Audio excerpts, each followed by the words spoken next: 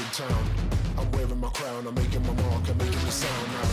You don't even care now, I ain't saying no prayer now. I'm walking away, I'm not gonna stay, I'm making it rare now. Now I'm taking it solo, I'm a kid on the get-go. I'm breaking the rules, I'm taking it all, I'm running my own show.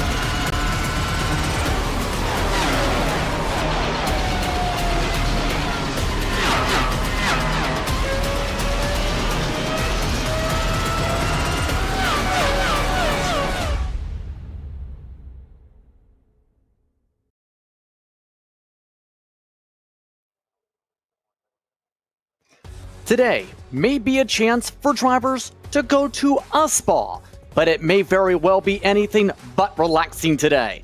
This is round 5 of the GP Turn Racing iRacing qualifying series for the virtual Circuit de Spa-Francorchamps here on FTF.gg. Hello everyone, my name is Justin Prince. Alongside me is Joey Atterbury for Pro Qualifier coverage for the Grand Prix Turn Racing iRacing series. After a hectic race in Pennsylvania, especially when it came to the finish, it's time to head back to the road courses for the next 3 races, but 3 very different circuits left to go. You have Spa, you have the streets of Belle Isle in Detroit, and of course you have Brands Hatch. A busy sequence to see which drivers move on to the Pro Series. Well, it's kind of familiar ground for a lot of these competitors back to the road course racing, like you just mentioned. We were just at Pocono last week on the only oval of this schedule. So I think that we're going to get back to a little bit more of the familiarity that we've been seeing all season long. The Altis cars up front, but can't wait to see what Spa throws at our competitors today.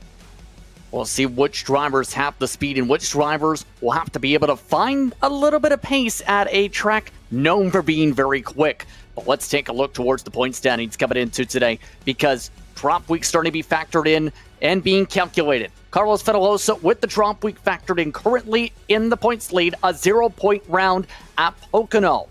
Marcos Nunez along with Aaron Zikas amongst the top 3, but the pressure is really on towards those drivers in double-digit positions. How about a plus 16 advantage on the cut for Gal Valero for the Apex Racing team over the Academy driver Emmanuel Cubo Torres? But the pressure absolutely has to be on for drivers like Kalen Shin, who has the best drop actually coming into today. 173 points as a drop, puts him 98 behind the cut line. And we're going to have to watch those drivers specifically, like you were mentioning, to fight over that 14th place on that cut line. And the other thing, our front runners have really run away. We've seen very familiar podiums when it comes to these road course races. And those top 4 that we're looking at here on the screen, they are all from the same team. Yeah, that's not a surprise with the pace we've seen so far from Altus, as we talked about. But in turn, a little bit different than what we've seen at Pocono expected today, especially when it comes not just to the team dynamic, but the racetrack. When it comes to our race here in Belgium, the pressure absolutely on, especially with the racetrack that has changed a lot since it opened back 102 years ago. The facility eventually reduced both its size and scope back in the 1970s when it went from being a 14-kilometer course on public roads in part to its familiar 6.9-kilometer distance we see today. Speeds are expected to reach as high as 200 miles an hour, with at least 70% of the lap expected to be taken on throttle, Joey.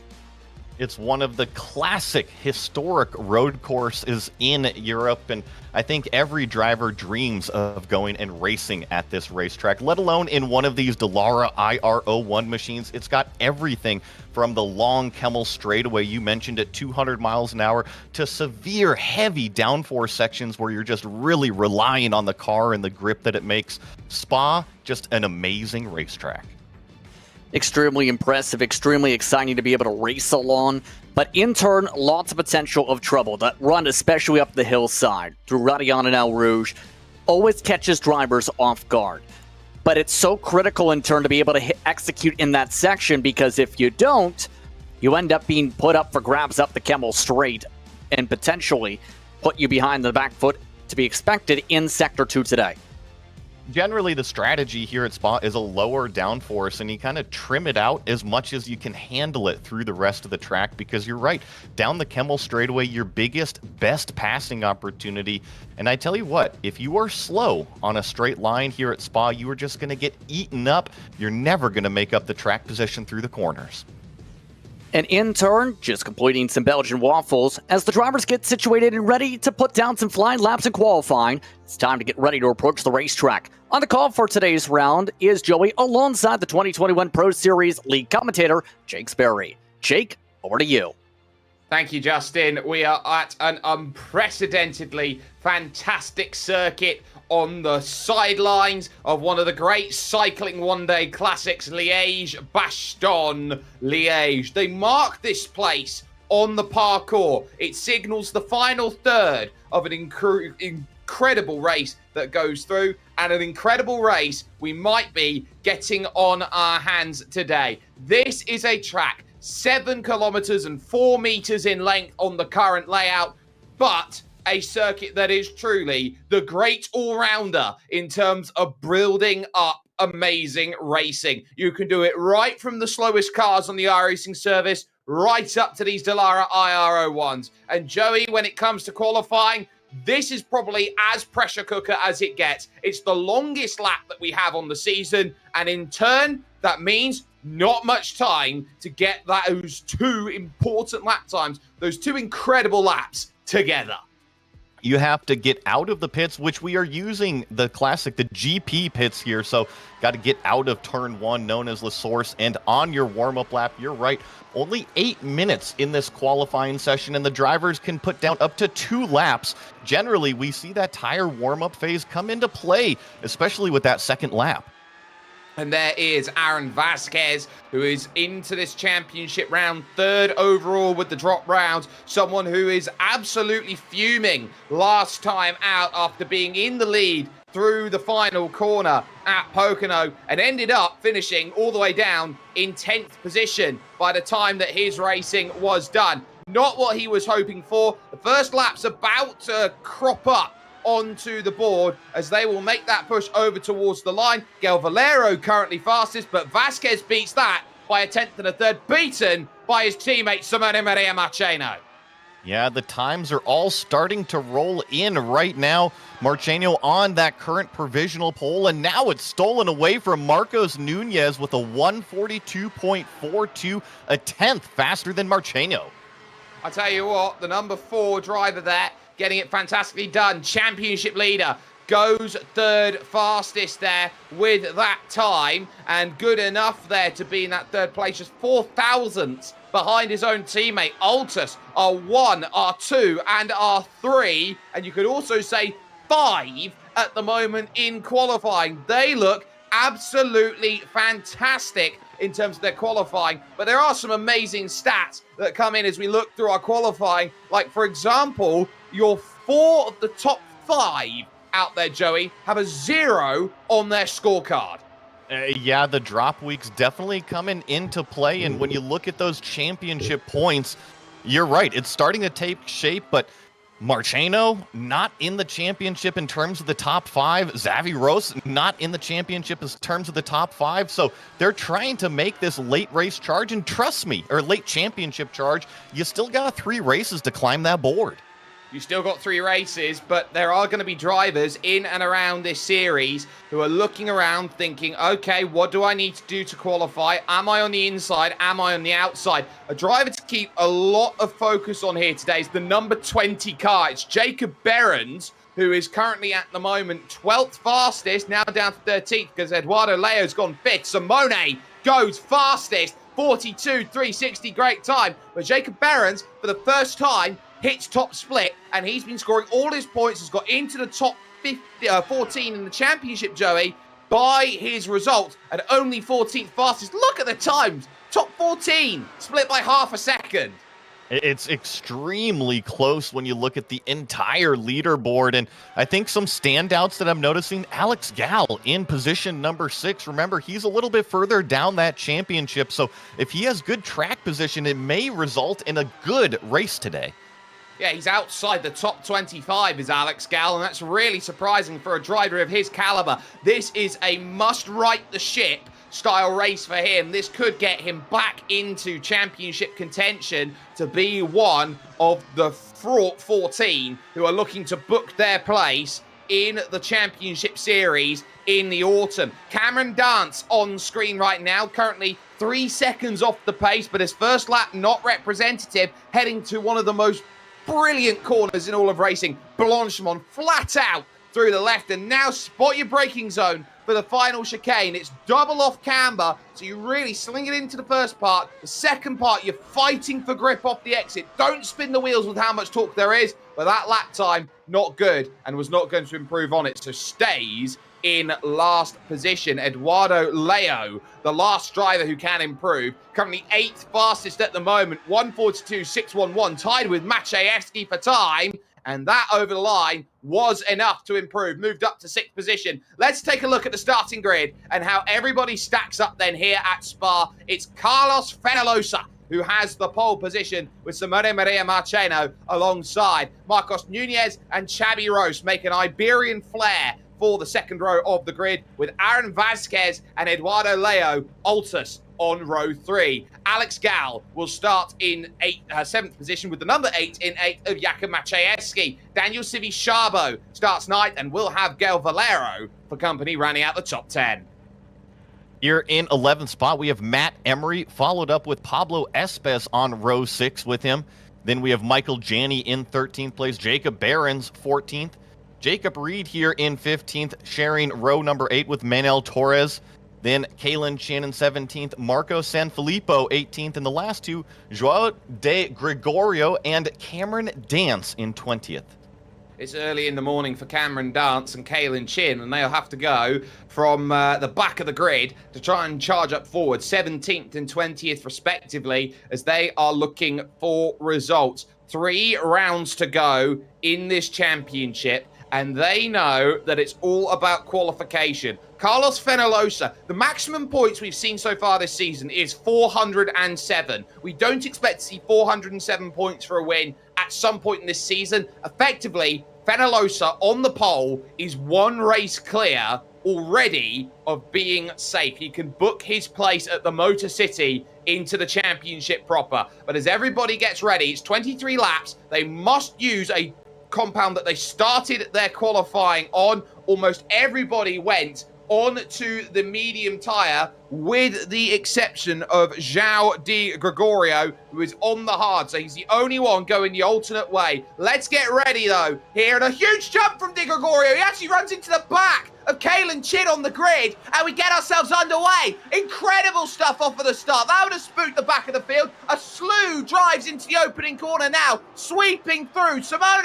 around the outside takes the race lead. Fenalosa second, Nunez in third, and Xabi Rose has a fight now to Rouge and Radion here to make sure he holds on to that fourth position. He does. Welcome to Slipstream City. Drafting and saving the fuel is vital. Here comes the fight back for the race lead, though. Simone's going to lose out. Penalosa now with the lead, and look at how it's chock-a-block. Oh, and look at them all accordion into this section here, hard on the brakes for the first time. I tell you what, it was single file, but now we're getting more two-wide racing. It's still Fenalosa, Marcheno, Nunez, Leo, and Ross as your top 5. Yeah, brilliant start then. Off the front, they started trading those positions. Being in the train today is the key. A bit of side-by-side down the hill, heading to double gauche. That's around Matt Emery. It's Gael Valero and Alex Gal scrapping it out for positions. Gael Valero, lest we forget here, Joey, the man on the bubble. He's got to stay out of trouble today, and all of a sudden, he's in the middle of a huge scrap. He is in the thick of things, right in the middle of the pack. He's going to have to deal with cars all around him, as well as all of the dirty air in front of him. I think that's Jacob Behrens, it is. Number 20, his first top split start this season, and not the time for him to run into troubles early. He will now know he is going to be on the back foot as he charges forward. Everybody now is sitting around and thinking, what do we have to do? The group right now at the front is currently blocked off by Maciejewski. It is 8 at the front. And then it's 9th on back trying to chase. Alex Gal is desperate to stay in. We got drivers pitting here, Justin, on the opening lap. And those are the drivers involved in the troubles early on. Caleb Chin, mandatory damage repairs as a result of the jump start. Di Gregorio, his teammate, mind you, for Wave Italy, rolling onto the pit stall, having to serve a black flag in turn. Not the way Wave Italy wanted things to go. A team that usually specializes in open wheel racing, already on the back foot. You also have the 20 in for repairs as well, so some lengthy delays as a result. Mandatory damage. Cal and Chin already out of the car. Joey, rule 1 of sim racing. Do not hit your teammate. I think that's rule number 1 of racing in general. Yeah, do not hit your teammate. And I tell you who's on top troubles. of it. Cameron Dance.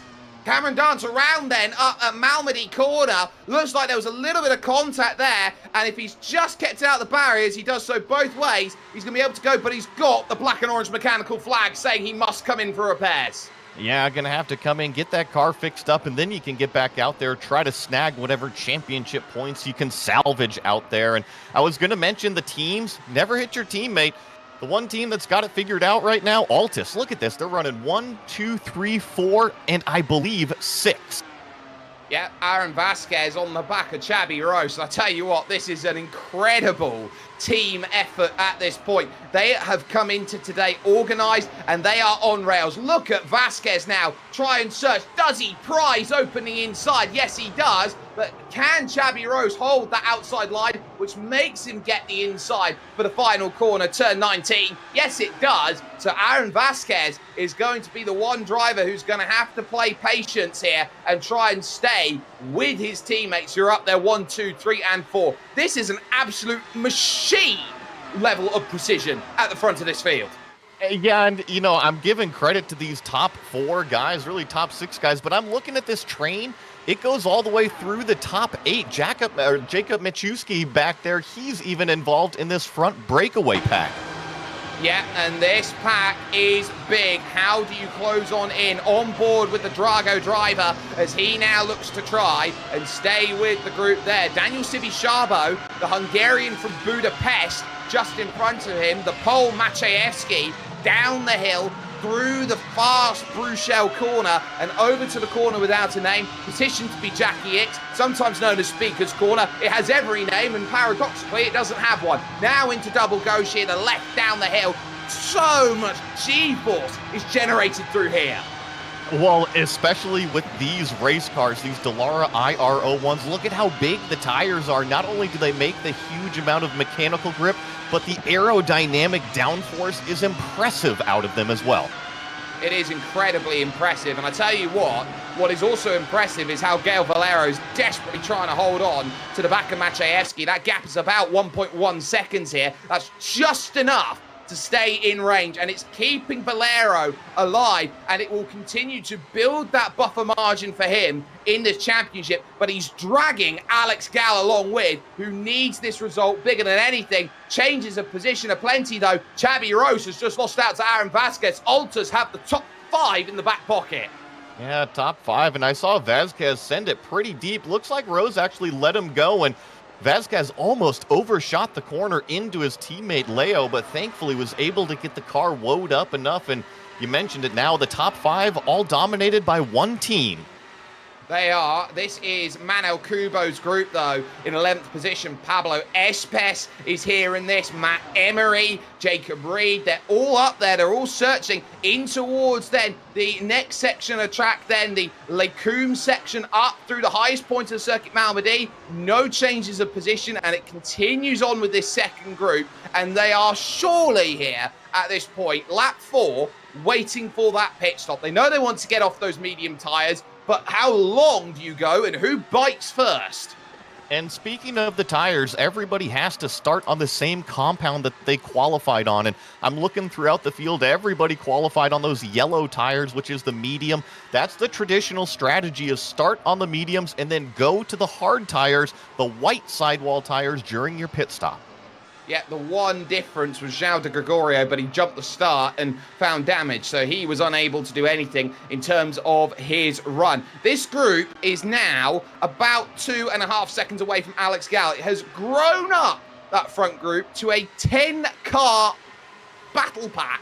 It's the only way to describe it right now here, which everybody is now thinking about. What do they want to do? Here goes Matt Emery now for Veloce, trying to get past the Obsidian driver Pablo Espes, the newest member of the 9000 iRacing Club. He can't quite find the move on him. Well, I think this is a big race for both of these drivers, Pablo Espes and Matt Emery. They are solidly within the points, within the top 10 in the championship. However, they're kind of racing right now for the top 12. So I'm curious, are they going to be able to make a late race charge here forward? Matt Emery with drops is 5th in the championship. He is very comfortable, 165 points clear of the cut. Speaking of the cut, though, for the race lead, there has looking like been a change. So Fenalosa back to the front, but now here goes Espes side by side, going around the outside before they hit the brakes, and they brake so late up this straight, and it's because it's an uphill straight, the Kemmel, that does mean that when you do hit the brakes, it's very much that James Dean game of chicken. Well, and couple that with the huge brakes that they have within those big old tires that we mentioned earlier. The stopping distances are incredibly short, and look at this, all sorts of pressure going down the hill here. Oh, the pressure is on and on and on, and it will never stop. It will never relent, and Pablo Espes will know the middle sector is going to be big. And the one thing that these drivers are all understanding right now, Joey, is they're pretty much all on the high downforce setup, even though it's Spa, because that's the one that gives them all the grip, all the turn-in, and it just doesn't make sense to not be on it. Sometimes it's just kind of the balance of which is going to make the better race car. You have to evaluate what's a qualifying car, what's going to be the better race car. Look at this side-by-side through Blanchimont. They're going to try to get it settled going through the final chicane here, single file, but looks like Emery up to 12th, Torres up in 11th now. Yeah, and that drops back then Pablo Espes to 13th. It's getting interesting as well. Eduardo Leo's now back in 5th place. Aaron Vasquez has made another move. So it means that the Altus drivers aren't content with where they are. They are going to chop and change their places and try and gain as much as they can. Watch on this straight again at the front of the field. Simone, the Italian, is now going to try and make this pass here. They go too wide for the race lead and try and make it happen on Carlos Fenalosa. He manages it and now moves himself up to the point. But being on the front, Justin, is not the best place in the world to be because of how much fuel you burn. We've already talked about this a fair bit throughout the season. Can be up to a few tenths of a gallon per lap with how much fuel you burn. Hence why we've been seeing so much swapping in the midst of even the heart of the pack amongst the teammates. Help each other save fuel, get to those numbers, focus on trying to help each other get to that goal. And that's been critical amongst the top 5 so far with the team controlling those positions so far. And keep in mind, it's been a busy time for them when it comes to balancing things out with one of the air qualifiers with the eNASCAR Qualified Road to Pro iRacing Series with 3 drivers on that side. A busy time when it comes to the qualifying side for the Altus team. It is a hugely busy point of the season for them in 2023, and they are shining at this point. Vasquez looks the closest to making a move right now, and Marcos Nunez, he's thinking about 3rd place. And as a driver, every single one of these drivers is thinking about one thing at the end of all of this: winning. And this is where it becomes crucial, because every driver is trying to save, every driver's trying to get the little advantage, and who is going to sacrifice a lap's worth of tyre to go out and attack? Especially when you consider here today, Joey, that these are ideal conditions to race in. 32 degrees centigrade track temperature. It's not hot. It's about 70s, maybe early 80s in Fahrenheit. It's a beautiful day in virtual Belgium to go racing, and a couple things that I'm noticing with these cars out front and the weather that we're seeing. You mentioned the leapfrogging here that we're seeing out of the leaders. With an entire team dominating the top 5, it really opens up the strategy windows on what you can do. Jake, I know that you love your bicycle racing, and we see this oftentimes even drafting in biking, that the car all the way in the back can have some extreme fuel save out of it all. Oh, it absolutely can, and it's very much the same when it comes to cycling. This, though, as a train, is like watching the cycling. It's like you put either UAE Team Emirates or Jumbo-Visma on the front of the train and go, do the work and chase. Except they're at the front of the field, and they are pacing, and they are saying, stay on my wheels. Maciejewski, in 7th position, made the move on this lap, Joey, against Xabi Rose. But look at how much it's cost them in terms of time. It has cost them a full 0.6 of a second at least at this point, and they look like they're going to scrap again. I think crucially, though, Maciejewski had to make that pass, and here we go, side by side through Blanchimont. Xavi Rose trying to get it back, and he does, going into the final chicane here. See if Jacob fights back. He's going to probably think to look down the Kemmel straightaway, a little bit more of a solid passing opportunity. But I was going to mention, Xavi Rose starting to fall back a little bit. Sivi Sabo got by him a handful of laps ago, and now he's getting the pressure from Jacob in the number 8 car. Yeah, Maciejewski's looking to try and do everything he can. There is young Xabi Rose for iRacing. He started 4th, currently in 7th, and now currently finds himself trying to hang on to the rubber band that might snap in front of him. This is big, and it's also big for those behind, because they know they don't want to be put out of contention. As look at it as they go through. Round the outside, tries Sivi Sabo. He'll move up one, he'll get a pass done, but it's going to be like quicksand. Eduardo Leia, the first he's gone through, but he's got to do that 4 more times to win. I wonder what this has got to feel like. You know, you get by one, and then he's got all of his brothers lined up right in front of him to get to the leader. It's kind of going through the different levels to get to the boss. Eduardo, Leo and co. How close do you want to be through no name to the barriers? Everybody is pushing like crazy to try and get as much pace as they can. And this is a track, Justin, that is notorious for the off-track incidents. Yes, indeed. This is one of the tracks with some off-track rule exemptions across the majority of the circuit. Keep in mind to help keep things a little bit lower on that count. Otherwise, we'd have drivers already in the 30s for reference. Basically, if you cross more than half of the car across certain sections, like the exit of the curbing in turn 1, or say you go up through the hillside, you go anywhere past the curbing, you get incident points in the sim. So a lot of these drivers getting very close on where they can run, how close they can run in terms of those lines. If you're not too careful, you can pick up 17 incident points very quickly around this racetrack. All of this as well, these drivers get ready for the start of that window. Pablo Espez, in fact, just opened the pit window just now. The first of those to come in. This is the very edge of the start of that gas window we talked about coming in. Yeah, lap 9 is what we expect, but he's in on lap 8. The 6 lap down, Jacob Behrens is going to get back out and going again. Here's something, Joey, that we don't talk about here, as it's side by side up the top of the hill for the race lead. Simone back to the point as he passes Peñalosa for position. You have to complete 25% of a race to score points. Yeah, you have to make sure that you at least get the majority of that chunk done. So got to get back out there and score whatever you can. And sometimes you'll see a competitor get off, get into some trouble, and then come in, get his car fixed, then get back out on the racetrack just to score those points. Remember, a championship, you grab whatever you can when you can. For Jacob Behrens, it will be 2 extra places, and that will be the equivalent of about 30 championship points if he can continue on in this track. Maybe more, could be upwards towards 35 championship points with the strength of this field. So definitely emphasis there for number 20 as we now focus a little bit or a ways further back. This right now is Kalen Chin, someone who did not want a race like this today. This is going to be one of the rounds where he's using his drop, Joey.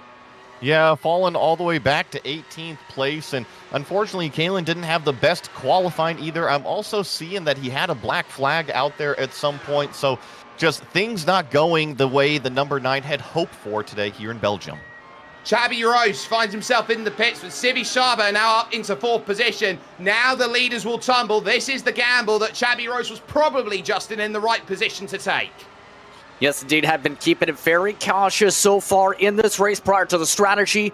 Already in solid point positioning, already up on the jacks amongst those trying to get the hard tires, as we expect with the strategy today. By the way, bad news when it comes to Kalen Chin. Back of the race he's seen moments ago, already a black flag because he sped going out of his pit stall.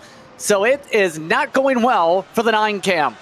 I'll tell you what, Daniel Sivi Sharbo's just made an incredible pass there on Marcos Nunez. He now finds himself in 3rd. One at a time, he will dispatch of these drivers. These Altus drivers have no answer to the Hungarian at this point in time. Daniel Sivi Sharbo is single-handedly pulling himself, Joey, into a race-winning contention. I've kind of been grinning over here watching Sivi Salbo do exactly that. He's just picking them off one at a time. It almost is like these Altus cars, they're very polite, minding their manners at the table, and all of a sudden Daniel just comes in here and says, mind me, I'm going to cut straight in line. Absolutely. Pardon me, coming through. He will wait for nobody. He will not wait for love. He will not wait for money. He will wait for just one thing, the victory, hopefully in 14 laps time here on lap 10, heading towards the end of that, reaching that final chicane. Once again, remodeled in 2007, and in comes 1, 2, 3, 2 will stay out for Altus, but Justin, this is a big call. Fenolosa, Simone Maria Marcheno, and Aaron Vasquez are all in. Matsushitsky also amongst those coming into the pit lane at the back end of that queue. This in turn to potentially split things a bit on that strategy to try and make sure there's not too much of a cluttering of those Altus cars. The thing going on though, Daniel Sivi Sharbo already knowing how critical it is to try and control that clean air prior to this pit window, trying to be able to defend as much as possible with how things have gone on. Jacob Reed also amongst those in, off and away. Everyone so far, as to be expected, up on those hard tires. For reference, Espes already passing Reed and cycling a fair bit behind the 8-15 and everyone else who just came up from Altus. Probably the best driver out of all of this group is going to be Gael Valero. He's jumped onto the back of the train, and right now, when that train was all out there racing for the race lead, that's the perfect time to be in that group, gaining all of what they can. But they also know that because they have to refuel here, Joey, that they're going to lose a little bit of time. So the overcut sometimes is the better strategy because of just how heavy the car becomes. It can be. Sometimes it's running it light on the fuel, the opposite of what you're talking about. But we're going to see if it's the undercut or the overcut that works. Personally, I really like this split strategy from Altus because Daniel Sivi Sharbo came up. He broke up that Altus party up in the front, and they pretty much said they're going to pick up their plates and go sit at a different table. You're going to have to go make all that time yourself now. No more draft for you. No more draft here on lap 11, and he makes the call to dive in, and again they split once more. Marcos Nunez will stay out. In will come Sivi Sharbo. In will come Eduardo Leo. Gael Valero will stay out. So too in Justin, Alex Gal, and Manuel Cubo Torres. In they come, fairly well executed so far. No speeding penalties on the entry, just the one on the exit so far for Chin. This splits things up even more so. As we talked about, Nunez, keep in mind, amongst those who stayed fairly in line, trying to save a lot of gas. Alex Gal trying to be able to recover after having one of his best expected tracks. Oh, watch this out the lane. Great run.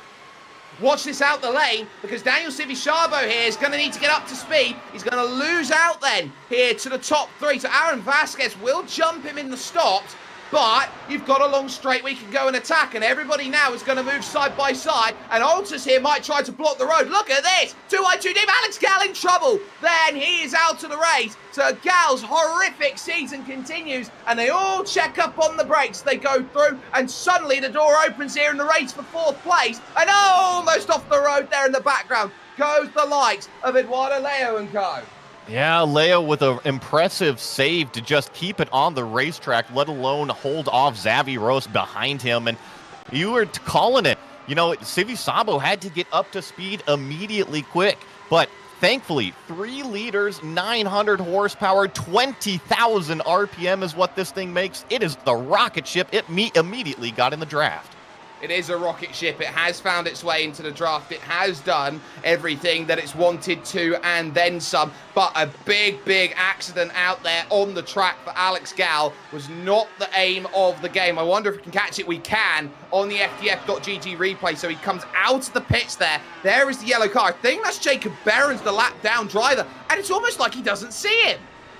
Oh, you gotta be careful. I know that these cars technically don't have rear view mirrors, but the screens are still there in the cockpit. You gotta be aware of all the competitors. Justin, last of the takers in. Emery is in. Gail Valero is in. Nunez and still staying out, worth noting, but Emery's team has mentioned that they have found there were some issues with the setup coming into today. Already, Thomas Shimon, the setup engineer, saying, not to worry, I've already made a gigadoc in my head to be able to make up for the performance today. By the way, those drivers off in away, cycling just at the back of the main group, just within range of the toe.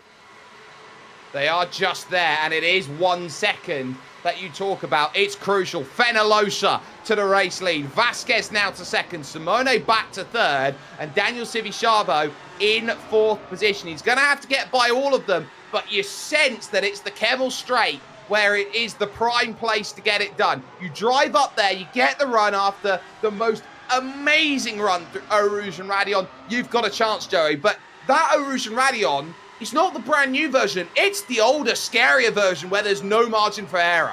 No margin for error. It's a little bit bumpy, and no matter which version you are racing in these cars, it's pretty much flat out through there. Hold the throttle to the floor. Steer it around the corners that you can't even see because they're up over the hill. Yeah, it's one of the biggest rises in motorsport, that run up through Eau Rouge and Radion. You have to be so on your game for it at this stage. Marcos Nunez, by the way, is still yet to come down into the pits. This is a huge overcut out there at this point. Still going out there at the front. This is effectively second as to the outside now. Tries the move from Daniel Civi-Chabo, and he sticks it the landing as well. A 10 out of 10 as he says to Simone, you've got nowhere to go. But look at Simone. He will not have that at all. He will run him out of road on the outside.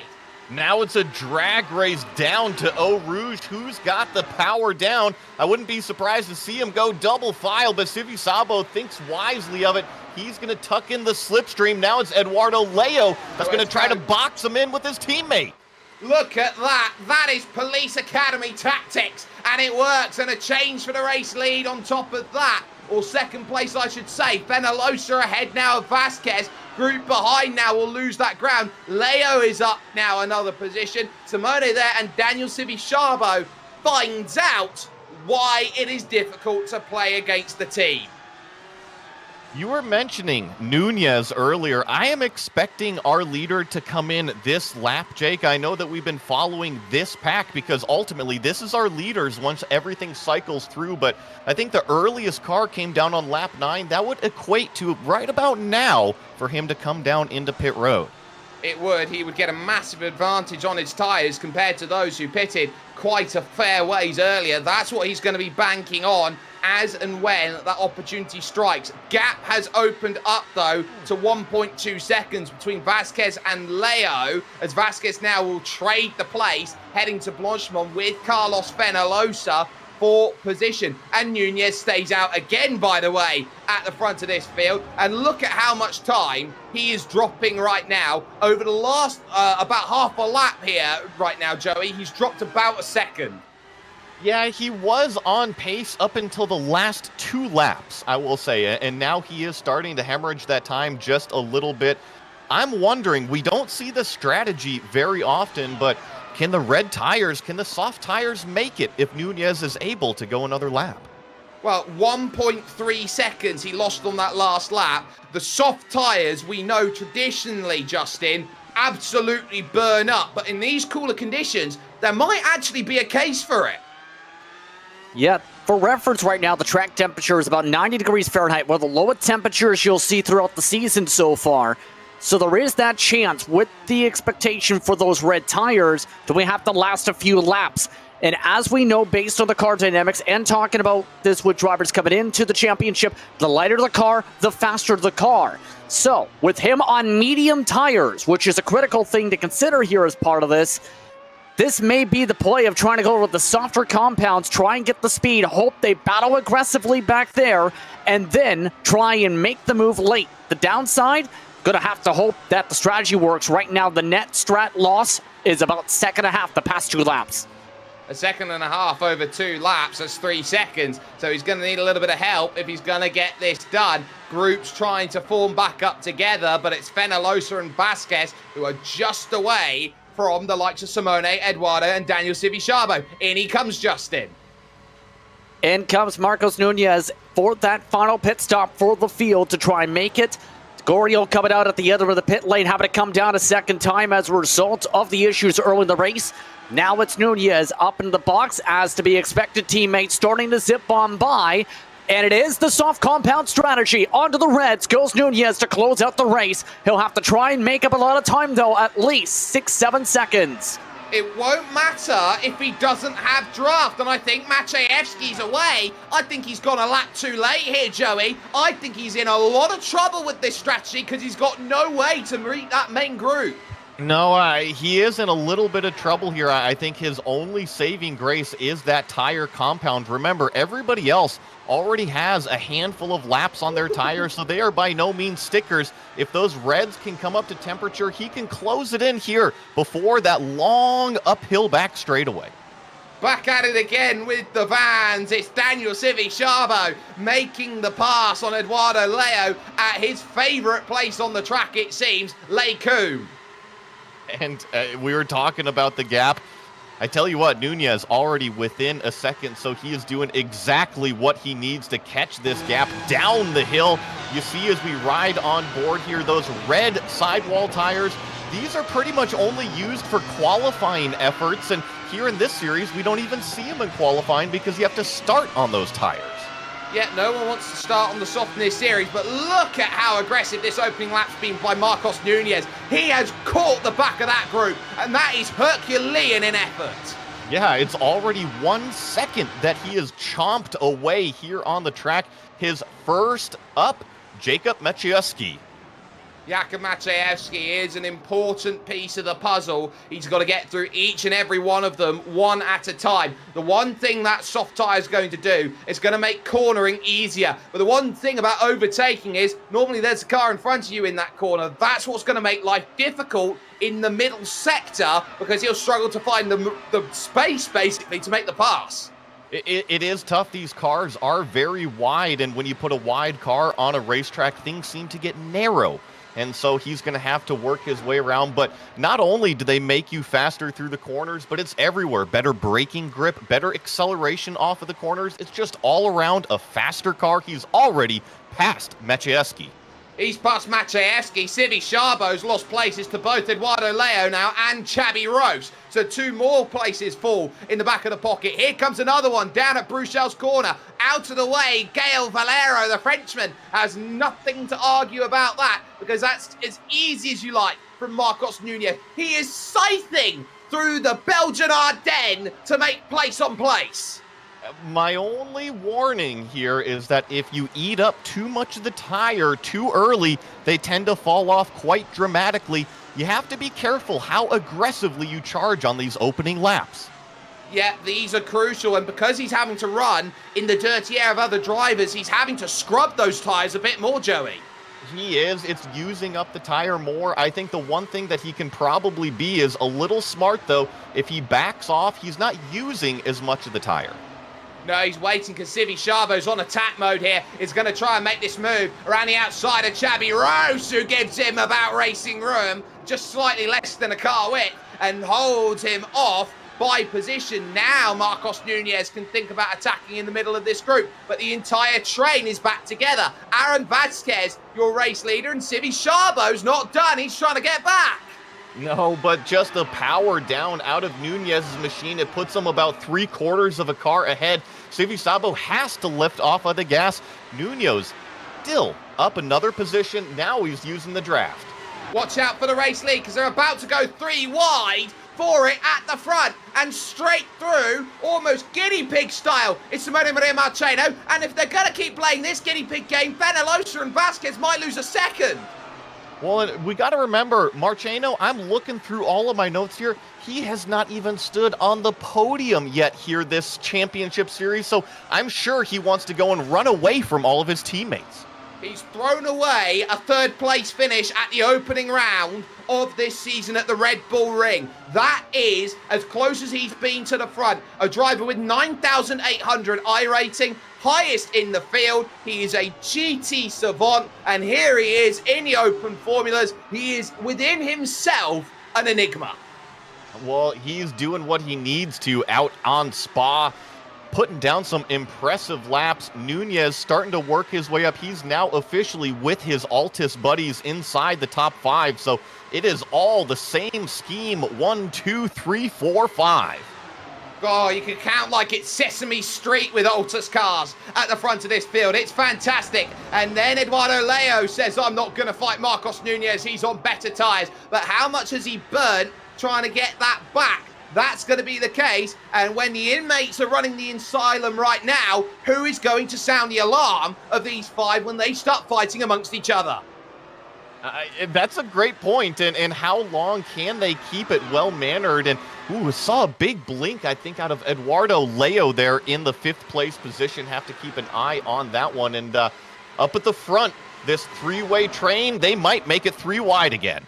They might do. They might just start to play, though, the tandem tactics. So it's now Penelosa at the front, the championship leader. Vasquez second. Simone now back into 3rd position, who will be now charged with holding off on Mr. Marcos Nunez in 4th place. They all want to win this race, but someone's going to have to at this point. It's an Altus domination at the front, and if they start not playing games, Daniel Spa-Francorchamps, Xabi Rose, Gail Valero, Jakub Maciejewski. They are lined up, just waiting for the scraps at the buffet table, pretty much. And I'm curious. I think things are going to get really, really spicy here. About 2 laps to go. I think that is when we're going to see those tires of Nunez start to fall off. But until then, he's going to continue to charge. I would argue he's struggling right now. He's in 3rd place. He's through Simone Maria Marchena, but definitely not at the rate of knots he did beforehand, and he will know it. He will want to have an uber chance to run away, and when he gets to the middle sector with clean air, how can these drivers on what is right now the white-walled hard tyre, the most difficult tyre in terms of pace to keep up on, cope with a driver on lightning fast, red, soft tyres?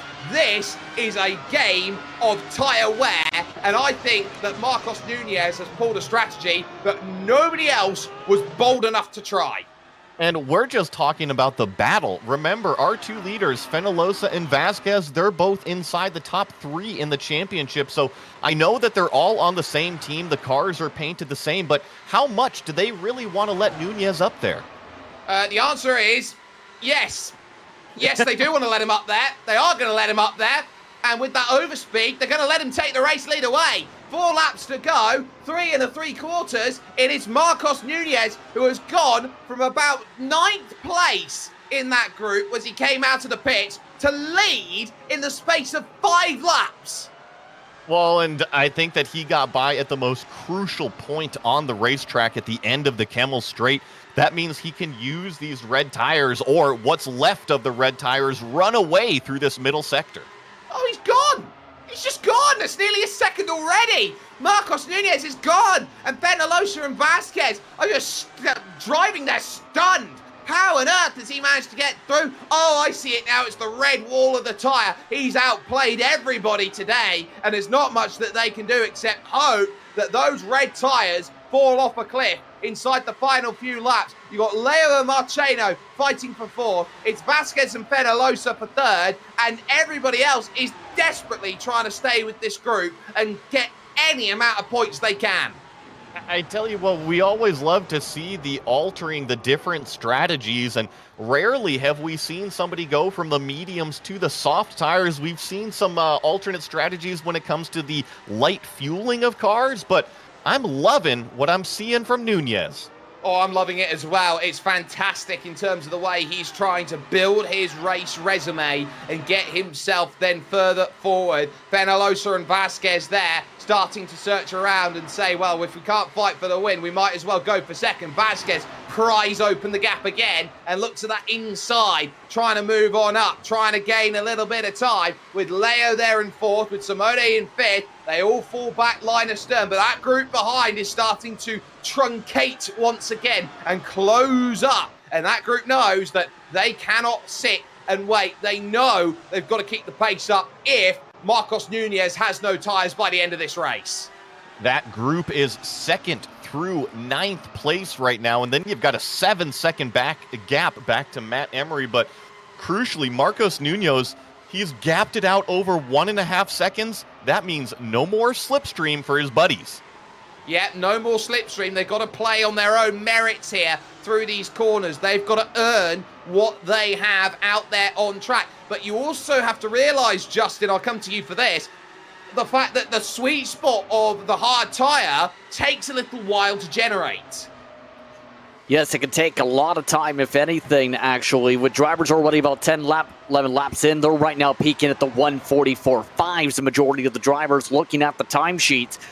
The major difference right now is Nunez has been able to put so little fuel in that he might be already countering some of that tire wear difference and that fall off. But with 2 laps to go, the true test is coming up. Expect that to potentially swing back the other way. The major difference, Mark, Jake, is there enough time for anyone on the hardwall tires to close up 1.7 seconds when those reds fall off this lap and the next lap? Well, how good are they going to fall off? Vasquez, 44.2, 43.8 last time from Marcos Nunez. It doesn't look like it's happening, and they're still running that tandem, trying to chase that down. Vasquez on the wrong side of the train. Through goes Penelosa. Through goes Eduardo Leo now up into third. He's timing his run fantastically in this race, and all the while as they do that battling, do that shuffling, they're still trying to keep behind Daniel Sibishabo there in 6th place, whose only issue I think he's had today, Joey, is the fact that he's not in the gold, the blue, and the white of Altus. Absolutely. I mean, if you want to talk about a great drive, I think that number 12 car has been extremely impressive. He's tried to get at the seat at the table, but they're pretty much the bullies at the lunchroom right now, hogging that entire top 5. And it's kind of funny. The cream always rises to the top. There's been multiple podium finishers that have stood on the podium a couple times. Well, Nunez, Penelosa, Leo, they're all looking at their 3rd podium this season. And consistency is king and queen at the table that they sit. They are about to approach that final lap of the race. 1.6 seconds, the margin at the front. Penelosa holding on, but now it's side by side for about 5th place here. Vasquez finds himself on the wrong side of Simone Maria Marcheno. They are now starting to scrap for these minor positions, and Daniel Sibishabo might want in, no angle in on the last lap down the hill. And now Sibishabo is going to try to get the run out as these Altus teammates of Marcheno and Vasquez are still side by side. Now they zipper single file, but this is the last time through a Rouge Radion and down the Kemmel Straight.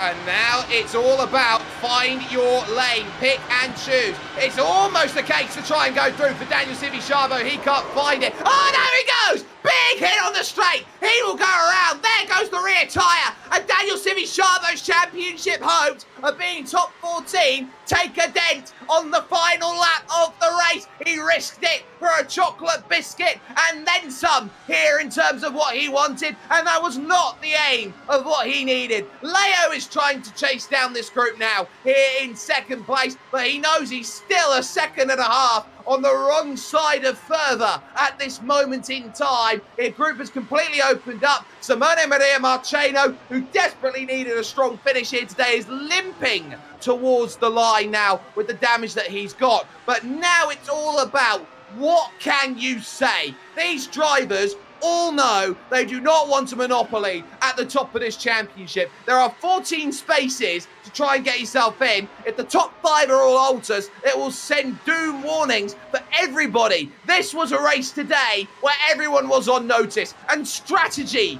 on notice for number 4, Marcos Nunez, who will come to the line and say that the circuit de Spa-Francorchamps was his playground as he wins a fantastic race. What a dominating day from Altus Esports, and a few positions being changed at the line here as well. But Nunez, our winner, Eduardo Leo, second place, Carlos Fenalosa in third, all standing on the podium for their third time this season. An absolutely incredible end to the racing that we've had here today, and it is highlighted by Daniel Scivisciabo trying to push 3 wide on the last lap, moves to the inside, gets a little nick there on Simone Maria Marcheno, unsettles the car, and then just like that, he finds himself playing pinball up the straight at over 300 kilometers an hour. Joey, when you get in this position, look, he tries to thread the needle, he just gets it wrong, not by much at all. No, and I even think there might have even been a little bit of ghost contact there, but it's the last lap. It's down the Kemmel straightaway for the last time. You've been boxed in the entire race. I do not blame that move whatsoever. You were trying to make something of it. You're trying to make something happen. Everything in the end, though, comes up Altus. I tell you what, if you're a betting man, if you're a betting person here, Justin, there was nowhere else to bet. Odds on the house were pretty much the house said Altus. Yes, indeed. And talk about controlling the field. Altus leading the majority of the laps as a unit. Let's take a look at your race results in Sim. Marcos Nunez coming away with the victory. The tires fell off on only the last lap. That's where the difference went from 2 seconds to 1.2 seconds. It was enough, however, to hold off the buffer over his teammate Leo. Then Carlos Fenalosa, top 3 on the podium with Bezikas in 4th. Xavi Rose in 5th. Gal Valero quietly in 6th. Very needed with him on the bubble entering today. Then you have the 8, 1, 13, and 14 all lined up amongst their numbers inside the top 10. Big troubles for some of those needing solid runs. Kubo Torres needing to catch up more on points, finishing behind his fellow Apex Racing Team driver. Let's take a look at the rest of the runner order with Pablo Espez in 11th. Marco Sanfilippo, very, very silent today. 18th to 12th. Michael Janney can be said the same, 13th to 13th. Jacob Reed with 1 spin after pit stops, finishing 14th. DeCorio started off immediately with the jump start and hitting his teammate, finishing in 15th. But Daniel Scivisciabo, after the incident, finishing 16th, just 1 point up over the projected lowest drop mark entering the round. Alex Gauss finishes 17th. Jacob rings in 18th. Kalen Chin, Cameron Dance, rounding out the top 20. Bad news when it comes to Gao. Already discussing things with him after the incident. He already thinks the championship is over. In turn, after a busy round here today, Joey, these drivers in turn see the picture get a little bit more clearer. The strategy, absolutely a masterclass for Marcos. Yeah, the strategy on point today from Marcos Nunez, our winner, claiming that checkered flag. But really, it was that entire Altus team when we had the split strategy. Remember, Altus came early, they came in the middle, and then they also were the ones who came all the way late. Said we're going to go on the red tire. So I think having the 5 cars at the front of the field, it just opened up the amount of opportunities to play the game there and really hold everybody off. Yeah, and that was one of the major things was talking amongst ourselves prior to the start of the post race too, was the discussion of hoping they would start to hold each other up. That started to happen a fair bit before that tire fall off. Nunez leading 8 laps, by the way, on the way to the victory as part of taking the heavy fuel load and then the short fuel, along with the softer compound in the end there. But drivers like Chevy Chabo already now with a bit of pressure now. Needed a solid finish to keep things going. Just try to go up the middle on the last lap to try and get as many spots as possible, it looked like. Yeah, it looks like he's going to fall down a few spots in that top championship order. Came in I believe it was 6th today was Daniel coming in. And so yeah, that finish of 16th definitely going to make him fall down a little bit. But also the other ones with Xavi Rose, remember he came in on lap 9, pretty much the opposite of our leader in that strategy. Comes home with a top 5 finish. Valero with a good finish. But yeah, I think Sivi Sabo maybe a little bit aggressive on the last lap, but I mentioned it earlier. I don't blame him. I think it's a racing incident. You've been blocked in the entire time down the Kemmel Straight. You got to make a move at some point. Just taking a quick look towards how things were structured point-wise in the split today. 376 points going to Nunez, by the way, based on the IR projections and from the iRacing system. Just 19 points for Chin. How about a flip in the script from having a drop in triple digits to just 19 when it comes to Chin? Yeah, no, it's good there, but it's still, there's a few races left. We're going to go to Belle Isle next, and then we still got Brands Hatch to go. So I have a feeling that maybe a few ups and downs today here at Spa, but there's still 2 more rounds left. Yes, indeed. Let's quickly talk about that before we wrap things up. Belle Isle, a street circuit, a very tight racetrack, a very quick racetrack, but also one where attrition can be high. That could be the biggest test out of the entire season because of how tight those walls can be. A very, very picturesque racetrack, though, that is personally my home track, I'll be honest, but it's also a track in turn that brings a lot of character to it. A lot of character, a lot of bumps, and it's pretty much the opposite of what we just raced here. I know that it is loved by you and a lot of fans out there. We're going to see how these Dallara IR01s, though, fare at a street circuit with those concrete walls very close all the way around the place. In turn, though, it's time to head towards the track exits here in Belgium. I'd like to thank you for tuning in for today's coverage at FTF.GG to keep an eye on how drivers play things out for the GP Turn Racing iRacing qualifying series from Circuit of Spa-Francorchamps. We'll see you next time out when we head to Belle Isle. For Joey Atterbury, for Jake Sperry, for Zach Johnson, I'm Justin Prince saying so long to the rest of your day or evening. We'll see you in the state of Michigan in 1 week's time.